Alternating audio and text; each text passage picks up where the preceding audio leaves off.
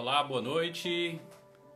Estamos ao vivo em mais um dia do Clube de Mães e hoje nós vamos tratar um pouco sobre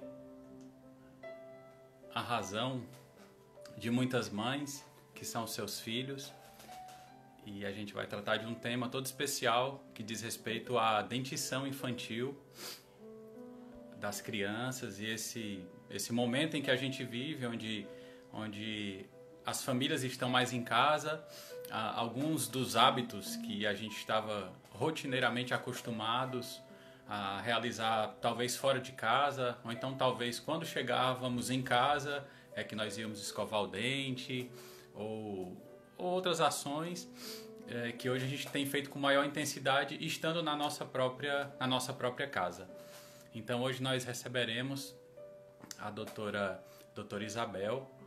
Ela é odontopediatra e ela estará nos ajudando, nos orientando nesses dias, enquanto nós, além de celebrar o Dia das Mães, nós também aprenderemos um pouco mais acerca da dentição dos nossos filhos, acerca da dentição infantil. Além disso, a gente também gostaria de deixar o espaço aberto para que você pudesse participar junto conosco e juntos com algumas perguntas, dizendo talvez como é que você faz na sua casa com os seus filhos ou você mesmo. Então nós teremos um dia bem especial, uma noite bem especial, um momento, uma live bem especial para tratar sobre isso.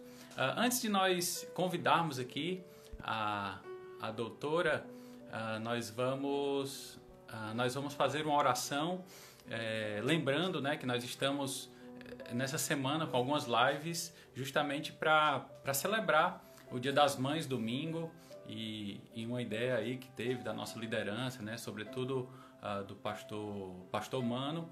Nós então estamos fazendo esses dias. Ontem nós tivemos o testemunho do Israel Bruno com a sua mãe, né, relacionando não só com a sua mãe, mas também com a sua esposa.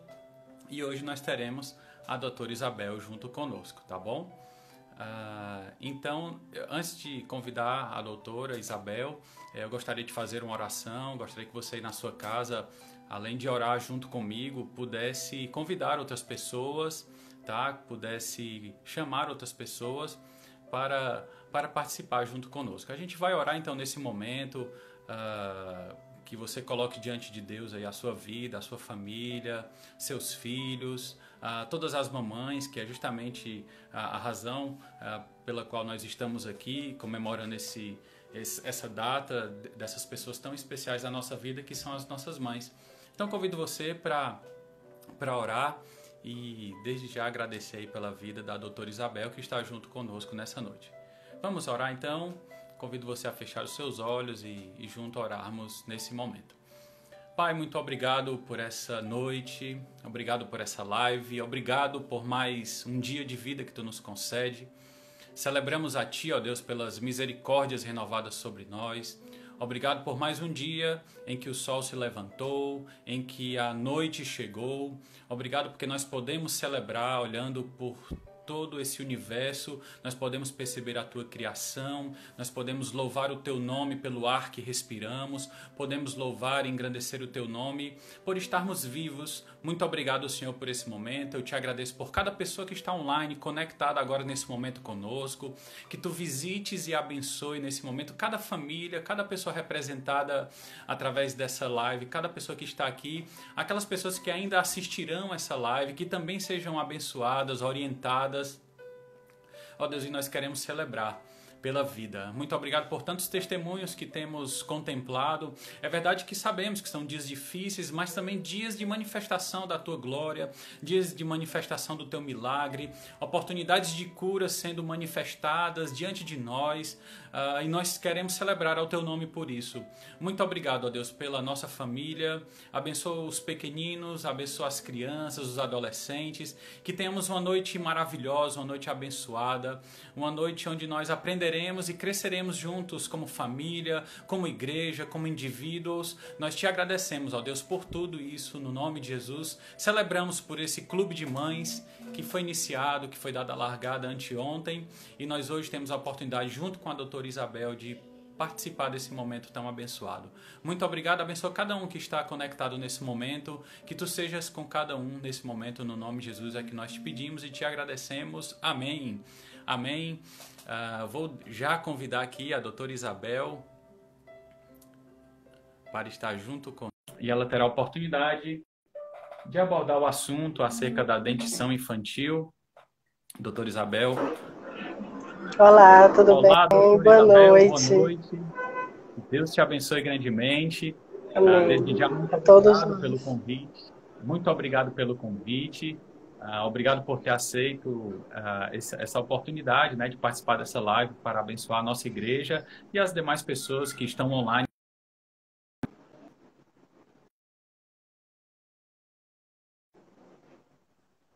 Após a live se encerrar, eu queria só dar alguma diretriz aqui para as pessoas. Enquanto você estiver falando, eu vou desativar os comentários para que eles não fiquem passando aí sobre o seu rosto, né, para quem está assistindo.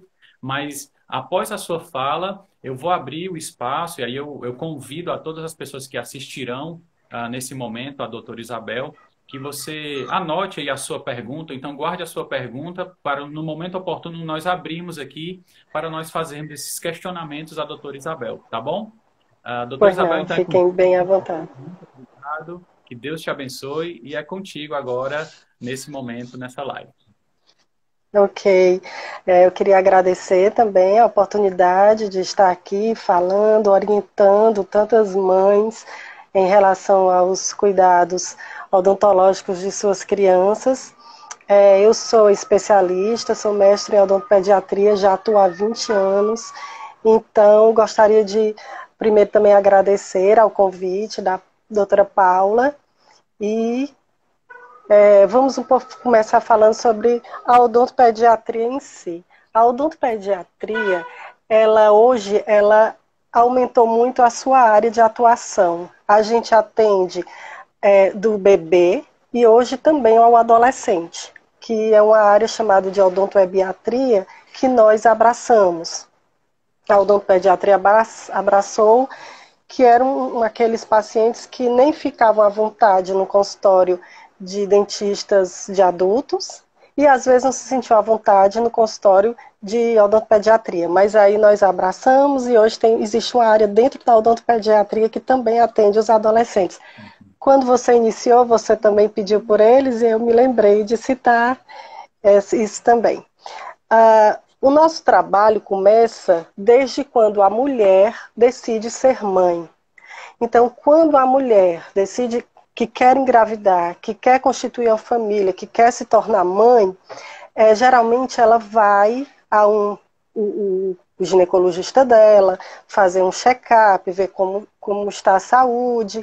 Ela muitas vezes procura um nutricionista e seria muito interessante também que ela procurasse o dentista dela ou um odontopediatra, que nós também atendemos a essa demanda. E para que seria essa consulta? Seria para que a gente fizesse uma avaliação da saúde oral como um todo, dessa futura mamãe. Então a gente olhar como é que está a história de inflamação de gengiva, iríamos observar as restaurações se ela tem restaurações e como estão as restaurações que ela tem, se precisam de algum reparo ou até uma troca. Se existe algum processo infeccioso que precisa de um tratamento de canal, de repente. Enfim, nós temos que deixar essa mulher com a saúde oral plena para que ela possa, dessa forma, se tornar uma gestante, né? E, então, aí o próximo passo seria o quê? Ela, quando engravidar, que aí ela vai se tornar uma gestante, a gente sabe que existe todo um protocolo da gestante. E também existe dentro desse protocolo, além do pré-natal com o obstetra, existe o pré-natal odontológico, onde a gente vai receber essa gestante. Se essa gestante tiver cuidado, como nós dentistas chamamos de boca pronta, nós vamos manter essa saúde oral dela acompanhando durante todo o processo gestacional. Se por acaso ela não tiver tido a oportunidade de visitar o dentista antes, então nesse momento a gente vai conversando com o obstetra, nós vamos saber o que é que precisa ser feito, o que é que pode ser feito e em que momento da gestação a gente pode intervir. Tem pessoas que dizem assim, gestante não pode ser anestesiada, gestante não pode fazer tratamento odontológico de maneira alguma. A gente só tem que fazer com muito critério, quando precisa, no momento que precisa, usando materiais que a gente pode usar. Então, o dentista vai saber se é o caso da gente intervir enquanto ela está grávida, ou se pode esperar, qual o momento da gestação e que tipo de material a gente deve usar. Sempre em comum acordo com o obstetra da paciente. Nessas consultas, a gente também faz orientação de dieta da gestante, orientação em relação à higiene oral. É muito comum a gestante chegar no consultório e dizer assim, eu não aguento escovar os dentes, eu não consigo. Eu vou escovar os dentes e eu começo a ter vontade, ter ânsia de vômito. Então, nessas situações, a gente tem como orientá-la. Mudança de creme dental, mudança de técnica de escovação. O importante é que ela não fique sem a higiene oral durante a gestação. E aí, finalmente, chega o momento do bebê nascer. Então, agora vamos conversar sobre o bebê, né? O bebê recém-nascido. Uma das coisas mais importantes que nós, odontopediatras, nos preocupamos é com com a amamentação. Então, é muito, muito importante haver a formação desse vínculo mãe-bebê através da amamentação. Então, a amamentação tem que ser uma coisa que a gente tem que deixar muito claro que tem que ocorrer, mas de uma forma leve, de uma forma agradável, de uma forma que contemple tanto a mãe como o bebê. Tem gestante que diz assim, eu fiz por obrigação, eu amamentei por obrigação e foi muito incômodo, eu senti muitas dores.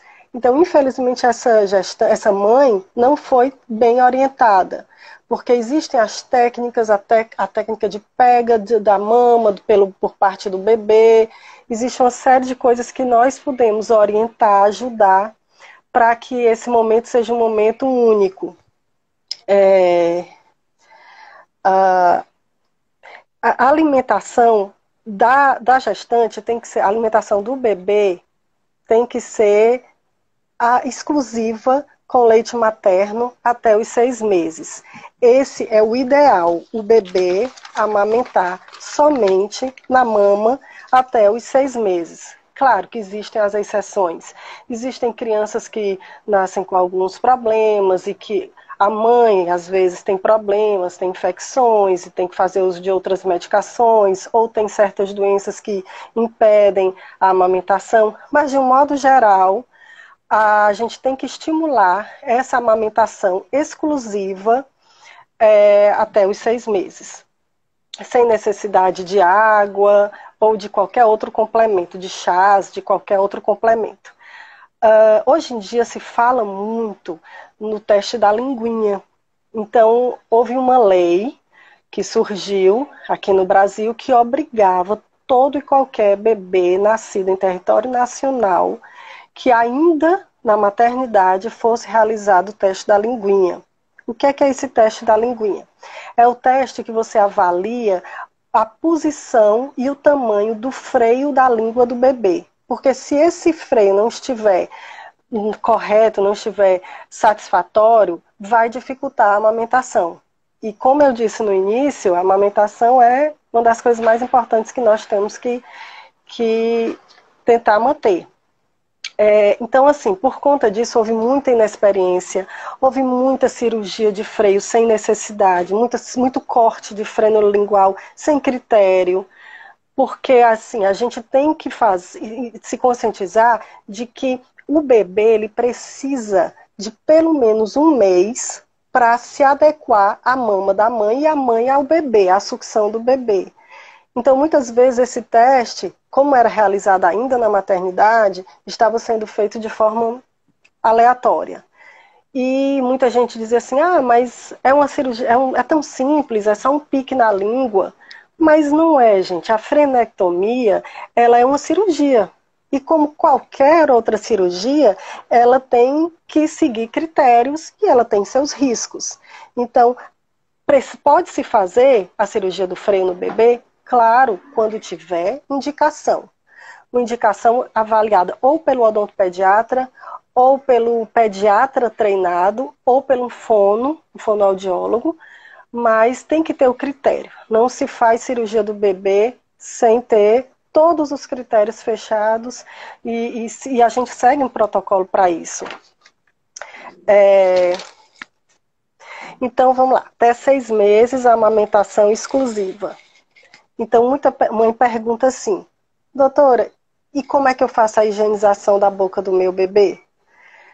E assim, a gente tem que fazer com que a mãe entenda que se a criança tiver em amamentação exclusiva, não tiver nenhum dentinho na boca, porque o momento dos primeiros dentinhos e romperem na cavidade oral, nascerem na boca, é por volta de 6 meses de vida da criança. Por volta, claro, que pode ser um pouquinho antes, pode ser um pouco depois. Mas a média é por 6 meses. Então, se o bebê está exclusivo na mama, e se o bebê ele não tem outro tipo de alimentação e não tem nenhum dentinho, então não há necessidade nenhuma de higienizar a boca do bebê. O próprio leite materno possui todo o potencial de proteção daquela criança contra qualquer problema que as pessoas pensam que pode haver. Tem gente que diz, no meu filho eu nunca fiz a higienização, ele está só no peito, mas ele está com sapinho. Então, assim, não é por conta da não higienização da boca ou do peito da mãe. Muitas vezes é por conta o quê? De uma chupeta que não foi higienizada corretamente, ou que caiu no chão, a mãe não percebeu, por outra forma de contaminação. Tem gente que diz assim, também me perguntam muito. E em relação à dedeira? Existem as dedeiras no mercado de silicone, que você coloca o dedo e ela tem umas cerdas de silicone embaixo. Essas dedeiras são massageadores do local da boca a gente chama rodete gengival. O local na boca do bebê onde vai romper os dentes no futuro. Então, essa dedeira é só um massageador. Ela pode ser usada como forma lúdica, como uma brincadeira. Eu vou começar a manipular a boca do meu filho para evitar aquelas ânsias de vômito que as crianças, algumas, podem ter. Então, às vezes até assim, durante o banho, eu ponho a dedeira, deixo ele morder, deixo ele brincar, deixo ele chupar o meu dedo, mas não com o objetivo de higienização, de escovação. Não, a dedeira é só um massageador, ok? Agora, se o bebê, por acaso, não consegue não consegue ter a alimentação natural, somente somente o peito materno. Se ele precisar ser complementado, essa alimentação, com fórmulas, por exemplo. Se ele usar fórmulas, aí sim, aí a gente precisa fazer uma limpeza nessa cavidade oral da criança. E como seria essa limpeza? Muito simples. A gente enrola uma gaze no dedo. Se não tiver gaze, separa uma fraldinha do bebê, recorta um pedacinho da fralda, fraldinha limpa, envolve no dedo, molha um pouquinho com água filtrada e aí passa na cavidade bucal do bebê, removendo aqueles restinhos de leite que ficaram estagnados na boca. Então, somente se ele não tiver na alimentação absoluta natural, somente no peito. Isso só se ele estiver fazendo uso de fórmula. E quando é que esses dentinhos vão começar a aparecer? Como eu falei, em torno de 6 meses, esses bebês já devem estar com os dentinhos iniciando o surgimento da cavidade oral. Claro que tem crianças, bebês, que com 4 meses a mãe liga e diz: eu estou notando que está nascendo um dentinho. É mais raro, mas pode acontecer.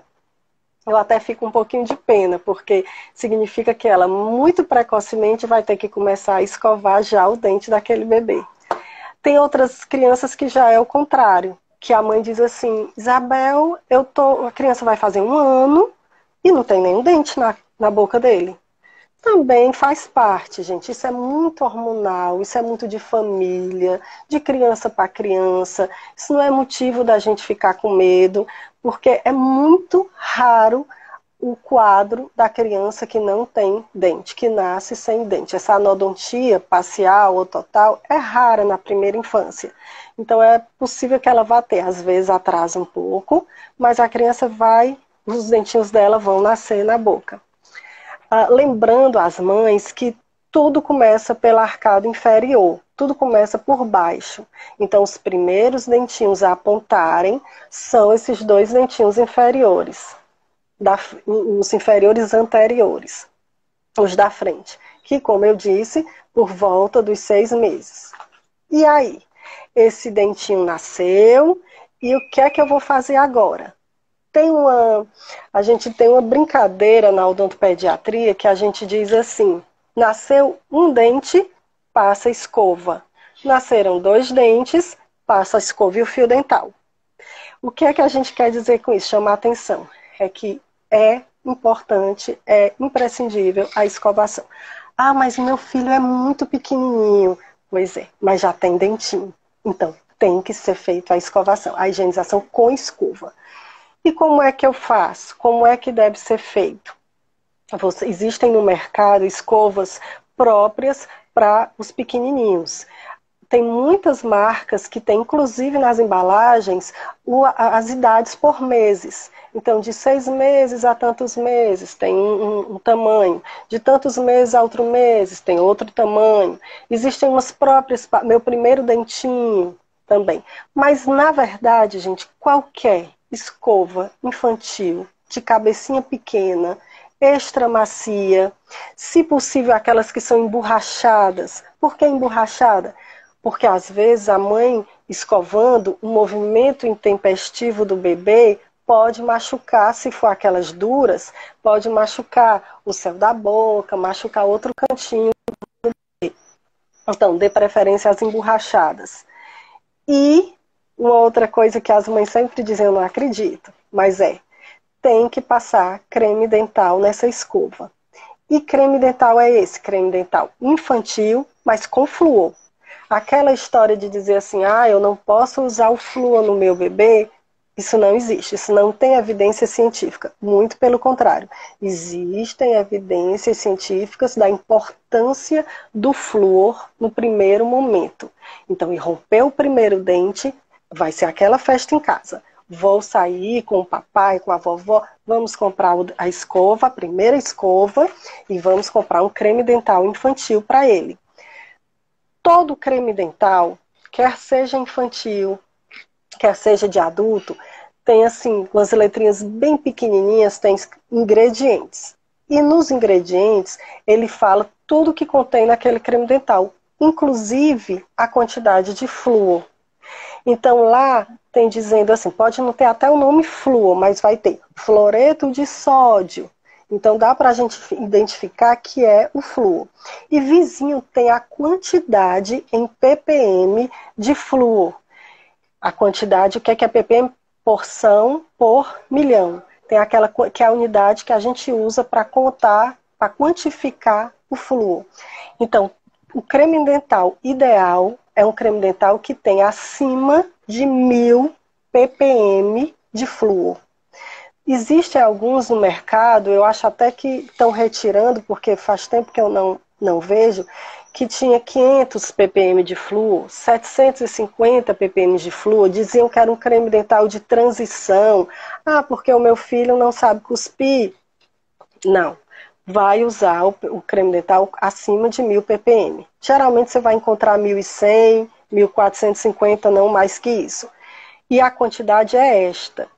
Mas e se o meu filho, se o meu bebê engolir, porque ele não vai cuspir? Claro que não. A criança só começa a cuspir em torno de 2 anos e meio a 3. Até lá, ela não vai cuspir. Aquele flúor que está no creme dental, ela vai engolir. Mas é uma quantidade pequena, não vai trazer problema nenhum para ela. Vai trazer muito benefício, porque o dentinho dela já vai estar protegido desde cedo. E agora vamos às quantidades. Tem aquelas propagandas de creme dental que você vê a escova de dente com aquela onda, verdadeira onda de creme dental em cima. Não é desse jeito. Qual é a quantidade? O bebezinho nasceu, eu sempre oriento assim, pegue a bisnaga do creme dental, esprema até o creme dental ficar rente lá ao tubo. E aí você vem com a escova e passa só pegando aquele pouquinho de creme dental que você vai conseguir captar.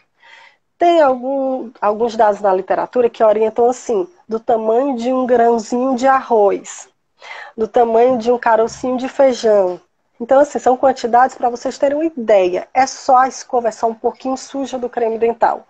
Que isso já é a quantidade suficiente que vai dar para fazer a higienização daqueles dentinhos. Outra coisa que é importante as mães saberem. Tem mães que chegam e dizem assim, doutora, meu filho adora escovar os dentes. Se eu não escondo a escova, se eu não escondo o creme dental, é um problema. Porque se ele tiver ao alcance dele, ele vai encontrar e ele vai querer usar. Mas tem mães que dizem assim, é sempre um caos o momento que eu tenho que chega o momento da escovação. Porque a criança grita, a criança chora, a criança dá trabalho. E assim, gente, isso tudo é normal. Não é até assim, incomum a criança que abre a boca, escova os dentes, deixa a mãe escovar os dentes e não diz uma palavra. Eu gostaria que as pessoas entendessem que neste momento, quando a criança tem 6 meses, 1 ano, ela está vivendo a fase mais plena da fase oral. Então, o que é que isso significa? Que a criança conhece, percebe o mundo através da boca. Se eu pegar qualquer instrumento e mostrar aqui para vocês só em olhar, vocês vão saber o que ela está mostrando é da cor tal, ele deve ter uma textura lisa ou rugosa, ele deve ser quente ou frio, mas a criança não percebe assim. A criança tem que encostar na boca para saber se é frio, se é quente, se é rugoso, se é liso. Todas as características ela só sabe através da boca. Aí imagine, a boca, ela está em plena fase oral, a boca é o local mais íntimo dela naquele momento, e aí vem uma escova cheia de cerdas, um creme dental com um gosto estranho, e a mãe segurando e escovando. Então, assim, claro que é uma coisa estranha para o bebê, mas a mãe tem que ser criativa, a mãe não pode desistir. Aí eu oriento muito assim, faz o seguinte, escova durante o banho, que durante o banho às vezes a mãe põe aqueles brinquedos, os patinhos, os brinquedinhos, então aproveita aquele momento e escova. É sempre o momento, torna o momento da escovação da forma mais criativa que você tiver, você que conhece bem o seu bebê, sabe o que é que ele gosta, o que é que ele já não gosta muito, tenta que aquele momento seja um momento o mais prazeroso possível, porque o nosso objetivo é que vá até os 140 anos da vida dele, aquele hábito diário. Outra coisa que é importantíssimo a gente conversar é sobre a alimentação. A partir dos 6 meses, quando a criança começa a experimentar outros alimentos, é de suma importância que a mãe deixe as crianças mastigarem. A criança tem que desenvolver a mastigação. Então tem mãe que faz assim, o pediatra libera a sopinha, aí tem mãe que vai, passa na peneira ou bate no liquidificador e põe numa mamadeira. Gente, isso é um crime. A criança precisa mastigar. Ah, doutora, mas ele não tem nenhum dente. Pois é, mas ele vai mastigar. Só com os rodetezinhos ele vai mastigar. uma batatinha, uma cenourinha cozida, um chuchu, deixa ele mastigar. É importante que a criança mastigue, é importante a gente estimular essa mastigação. Para que isso? Para que a formação dos ossos, maxila, mandíbula, sejam da forma harmônica. Imaginem o seguinte, os ossos da face da criança vão crescer. Está no DNA dela, ela não vai se tornar um adulto com a boquinha de criança, mas a direção desse crescimento, quem vai dar, quem vai orientar é a musculatura. E se a musculatura for trabalhada, ótimo. Se a musculatura não é trabalhada, tudo que aquela criança come é líquido, possivelmente vai aparecer problema no futuro. Certo? Então, deixa as crianças mastigarem. Outra coisa, sempre, desde o início, na alimentação, evitem os açúcares. Quanto mais tempo vocês deixarem o filho de vocês sem conhecer o açúcar, melhor para eles. Existem vários experimentos na literatura que foram feitos com bebês com alimentação zero açúcar. Então, sucos, suco de maracujá, suco de laranja, suco de acerola, os sucos mais diversos sem um pingo de açúcar, só com a frutose, que é o açúcar da fruta. E a criança toma, que vai até chupar o bico da mamadeira até acabar. E aí tem mãe que diz assim, mas é muito ruim. Não, é ruim para você porque você já foi habituada, você conhece o sabor do doçor do alimento, daquele suco, e você já não aceita mais aquele suco sem a colocação de um açúcar. Mas a criança não conhece. Então, deixa, porque ela vai tomar o máximo que vocês conseguirem proteger o filho de vocês do açúcar, melhor. As refeições. O que é que seria o ideal para a criança? Seriam 5 ou no máximo 6 refeições por dia.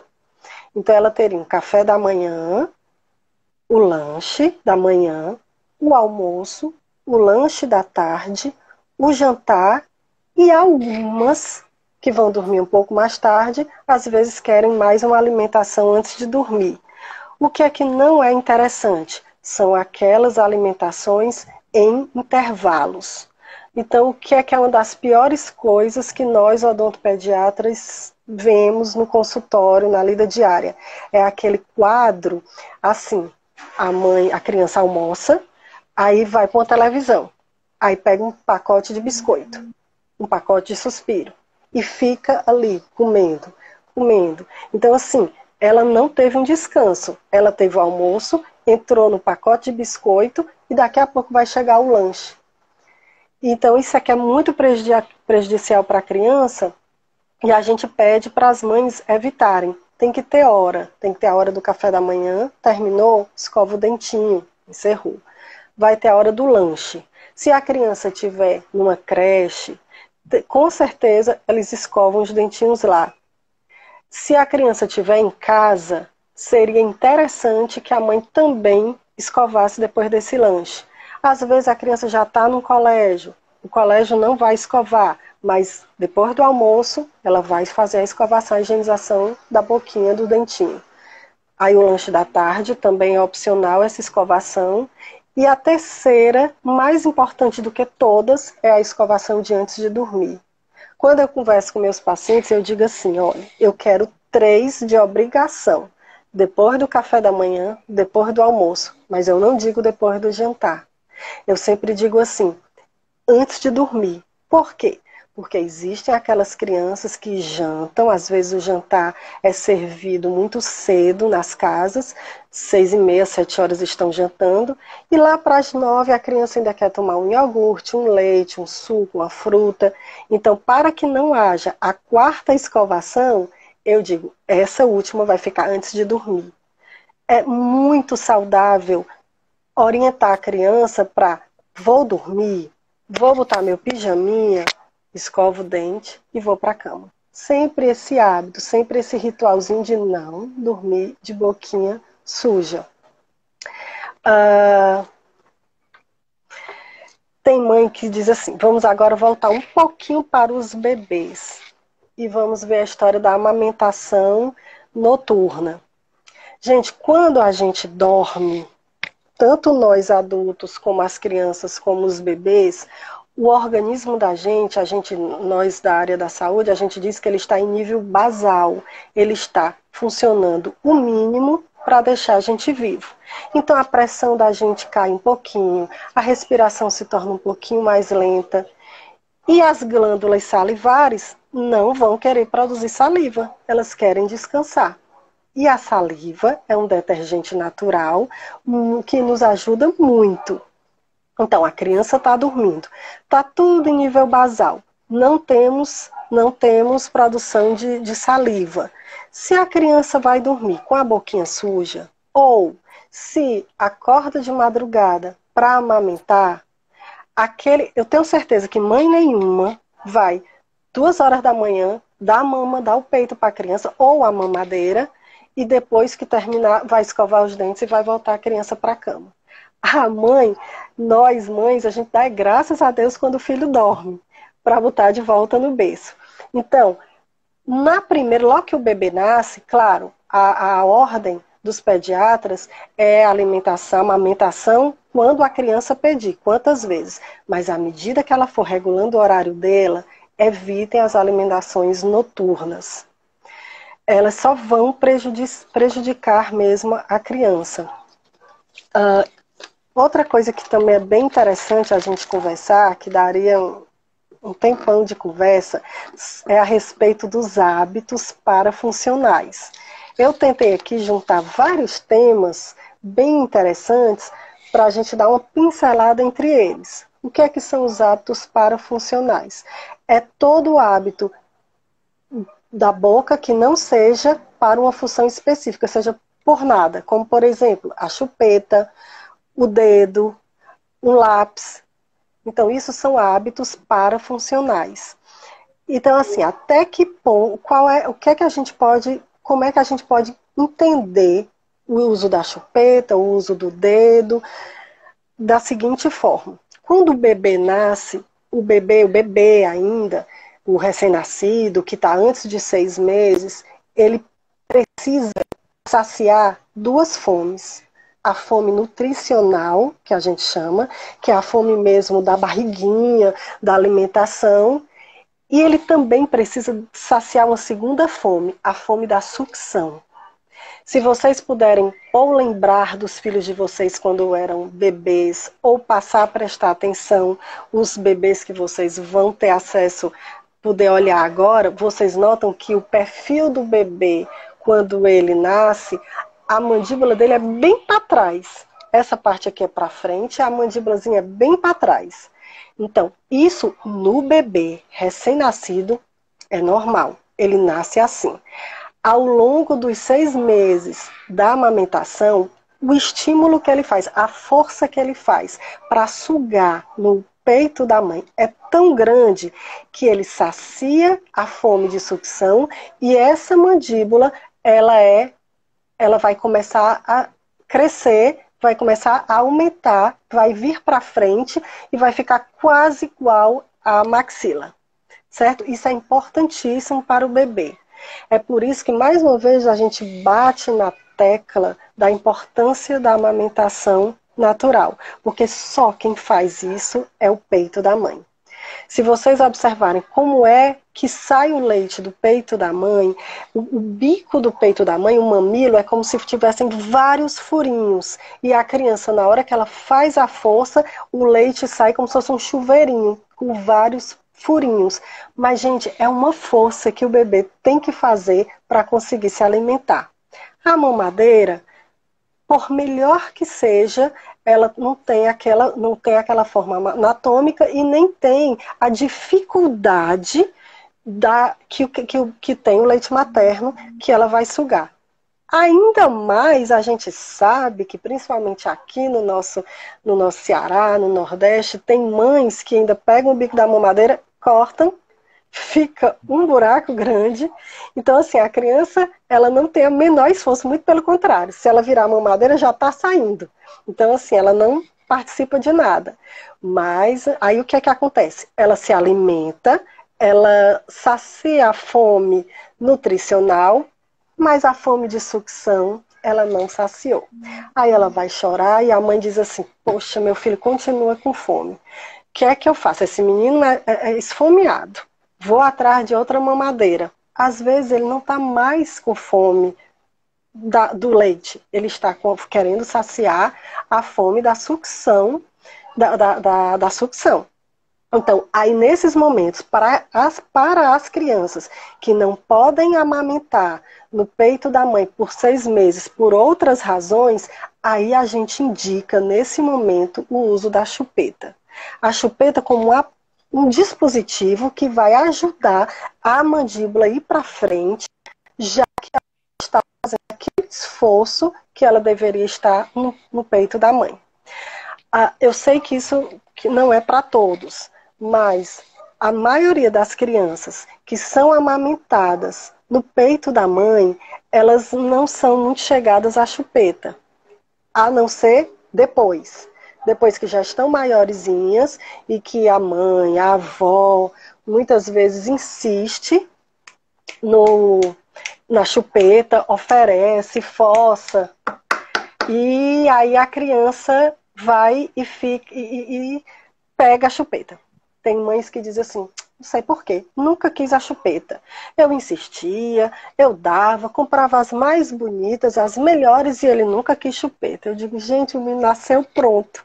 O menino já não queria a chupeta. Mas às vezes a própria mãe, ou uma avó, uma tia, vai e insiste, aí a criança já maiorzinha até acha aquilo. Ele nesse momento, já mais velho, a criança vai tê-la como um consolo. Então, eu me machuquei, eu me chateei, eu me magoei, então o consolo é a chupeta, certo? Mas a chupeta é interessante nesses casos, quando a criança precisa desse estímulo que não vem de forma natural. Outro momento que a gente indica a chupeta, quando a criança passa a ter o hábito da sucção, de chupar o dedo, a sucção de polegar. Às vezes o polegar, às vezes esses 3 dedinhos aqui. Se a mãe está observando que a criança está muito colocando o dedinho na boca, o ideal seria que a mãe oferecesse a chupeta. Por quê? Porque a força que o dedo exerce na boca da criança, a parte de cima no dedo empurrando o céu da boca. Essa parte de baixo do dedo empurrando os dentinhos inferiores para trás. A força é tão grande, gente, quando a criança chupa, ela chupa mesmo, que ela vai mudando toda a formação óssea desses ossos da face dela. E causa um problema no futuro. Hoje em dia, todo o congresso de odontopediatria que a gente vai, sempre eles estão dizendo que uma das coisas mais importantes que o odontopediatra tem que observar é se a criança respira pelo nariz. A criança tem que respirar pelo nariz. E quando a criança chupa o dedo, ela já vai fazendo com que a cavidade oral dela crie um formato que dificulta. E a criança já passa a adquirir também o hábito de respirar pela boca. Então é mais um motivo para a gente pensar. Não, se ela está chupando o dedo, troca pela chupeta. Antes a chupeta é assim, 10 vezes menos forte a ação da chupeta do que a ação do polegar. Em relação ao período de amamentação, isso é um outro assunto muito controverso. Tem muita, assim, a gente fala, a nutricionista às vezes fala de uma outra forma, a pediatra às vezes fala de uma forma, mas quando a gente fala em amamentação prolongada, o que é que a gente quer? Todo mundo é unânime de que amamentar exclusivamente até os 6 meses tem que ser feito. E depois? Depois vai se introduzir outras alimentações, mas e o peito? Então, assim, não é que a odontopediatria diga que não pode, tá errado, vai dar problema. Não. Se a mãe, por algum outro motivo cultural, um motivo ela queira permanecer naquela amamentação prolongada, ela tem que saber 2 coisas para tomar essa decisão. Primeiro, o leite materno dela já não está funcionando como antes em relação a fortificar o sistema imunológico da criança.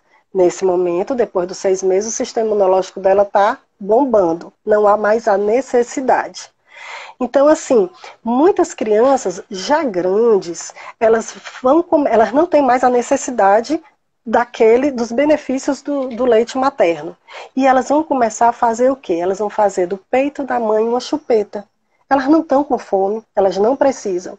E aí começa aquele inconveniente social, porque se você parar para pensar, se você entra em um local público e você vê uma mãe amamentando um bebê, é lindo, é linda. Você acha aquela cena muito bonita. Agora, se você vê a mãe amamentando uma criança de 2 anos, de 3 anos, você já não vai achar mais bonito. Então, assim, não é interessante, nem para a criança, nem para a mãe, nem para os dentinhos dela, entendeu? Então, assim, não é por aí. É bom para as mães, assim, pensarem, avaliarem isso aí. Outra coisa. Vamos falar assim, a criança agora já está maiorzinha e muita gente vai dizer assim, doutora, qual o melhor momento para a primeira consulta da criança com o odontopediatra no consultório? Porque, claro, que a consulta pode ser na maternidade, para ver o freio, o frênulo lingual. A consulta pode ser em casa, em termos de orientação de amamentação. Mas no consultório, aquela consulta que a criança vai, assim, vai ter avaliação. Aí o que é que a odontopediatria diz? Que a consulta deve ser feita até o 1º ano de vida. Claro que a criança com 3 meses, se não tem nenhum dentinho, não tem necessidade. Mas a partir do irrompimento dos dentinhos de leite até 1 ano, seria o ideal que a criança iniciasse as consultas com o odontopediatra. E assim, primeira consulta é muito bom. Eu adoro primeira consulta, porque é um momento que a gente vai ter com os pais. Eu adoro aquelas consultas que a mãe leva o marido, o avô, a avó, a madrinha, vai assim, a família inteira. Então é uma consulta muito legal, porque a gente vai esclarecer, a gente vai orientar, e aí não tem essa, porque às vezes vai só a mãe. Aí a gente diz assim, vamos fazer a orientação da dieta, o que é que não deve comer e por quê? Aí a mãe diz, doutora, meu marido, ou a minha mãe, a avó, ou o avô, não faz isso. Então assim, se ela disser, eles não vão aceitar. Mas ouvindo da profissional é mais fácil, porque a gente não vai dizer não pode, a gente vai explicar o porquê não pode. E aí muitos vão entender e vão começar a criar os hábitos saudáveis. Geralmente, quem encaminha os pacientes para o consultório odontopediátrico são as pediatras. Hoje em dia, graças a Deus, os pediatras estão muito conscientes disso. Então eu recebo muitos pacientes que são encaminhados para a primeira consulta pelo pediatra. Se a gente parar para pensar, o pediatra é o profissional da saúde que vai ter o primeiro contato com aquele bebê. Então, tudo que a mãe tiver de dúvida e precisar receber de orientação, vem do pediatra. Eu fico muito grata quando os pediatras vão e dizem, já foi ao dentista? Está na hora de levar para o dentista. E aí as mães chegam com crianças sem nenhum problema para fazer a sua primeira consulta com a odontopediatra. As mães hoje em dia, a gente chama mães mileniais, são maravilhosas, porque são mães dos bebês milênios, né? Então são mães que têm características assim, elas são muito tecnológicas, elas adoram tecnologia, elas têm primam pela qualidade de vida dos filhos dela, então são mães que estão dispostas a fazer tudo que for o mais correto para o seu bebê, para a sua criança. São mães que têm um nível de conhecimento muito bom, mesmo sendo através de redes sociais, através do Google, mas elas são antenadas, elas procuram saber, elas procuram tirar as dúvidas, muitas vezes são muito ansiosas, E nesse momento é muito importante que ela leve as perguntas dela ao odontopediatra. Doutora, eu vi na internet isso, isso, isso. Isso é verdade?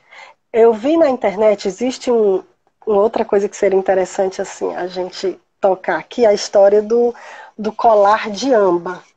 Tem muitas mães que dizem assim, doutora, eu vi na internet que tem um colarzinho para vender feito de resina do vulcão tal, que é o famoso colar de âmbar, que ele é como se fosse o Rivotril das crianças. A criança não vai ter nenhum choro, nem ficar enjoadinho quando os primeiros dentinhos dela irromperem, por conta do efeito do colar. Então, coisas como essas, é muito, muito importante a mãe tirar as dúvidas com o profissional de confiança delas, o odontopediatra dos filhos dela. Porque, por exemplo, neste caso do colar de âmbar, ele não tem nenhuma evidência científica. Então, não existe isso de colar de âmbar tirar o enjoo do meu filho. Muito pelo contrário. A Sociedade Brasileira e Americana de Odontopediatria desaconselha total, porque já houve risco de sufocamento ou da criança puxar o colarzinho cair, ela engolir as pedrinhas. Então, assim, tudo que a mãe tiver, encontrar na internet, ou uma vizinha que contou, ou alguém que recebeu informação de algum canto que não seja de um canto de um profissional competente da área da saúde, tire as dúvidas. Não faça porque achou bonito. Converse, tire as dúvidas. Quando a criança vem, a consulta de primeira vez, que eu digo que vem os avós, que vem madrinha, que vem tios, irmãos, eu adoro. Então, assim, a criança vem, eu quero que fotografem, eu quero que curtam aquele momento, quero que saibam também uma coisa, a criança pequenininha, indo pela primeira vez no dentista, é muito, muito normal, é o que nós odontopediatras esperamos, é que ela chore. Chore por quê? Imagine a cena. Ela vai sentar numa cadeira, vem um dentista todo paramentado, com touca, com máscara, e agora, nesse momento de pandemia, é que nós vamos estar mais mascarados ainda. Vamos ter aquela face shield, vamos estar com avental cirúrgico. Então, chega aquela pessoa que por mais que a gente no início faça toda aquela introdução, a gente converse, a gente procure criar um vínculo com a criança, vai ter um momento onde ela vai deitar de barriga para cima, um holofote grande de luz em cima do rosto dela e um dentista estranho manipulando o quê? Aquele local mais íntimo dela, a cavidade oral. Então, vai chorar? Vai chorar. E o que é que a gente pode fazer em relação a isso? Entender que o profissional odontopediatra não vai fazer nenhum mal, nós não vamos causar nenhuma dor na criança, e quando a criança vem de primeira consulta, que geralmente ela não tem nenhum probleminha, não tem nenhum cárie, não tem nenhuma lesão, não tem nada, então aquele choro é realmente, entendam que o choro não é dor, o choro é uma verdadeira desconfiança de tudo que está ocorrendo. As mães, o que é totalmente normal, elas vêm muito ansiosas, mãe, pai, e aquilo ali passa muito a ansiedade para o filho. Então o filho, você pode até dizer assim, meu filho não entende. Entende. Ele não tudo que quando a mãe está ansiosa, o filho vai entrar. Ele pode não falar, mas ele vai, inconscientemente, ele vai dizer, a mamãe não está normal. Alguma coisa está muito errada ali. Eu já vou me desconfiando porque tem alguma coisa errada. Então não venham ansiosos, venham com o coração aberto. Tenham certeza que nós odontopediatras, os odontopediatras, vão assim tratar o seu filho da forma melhor possível.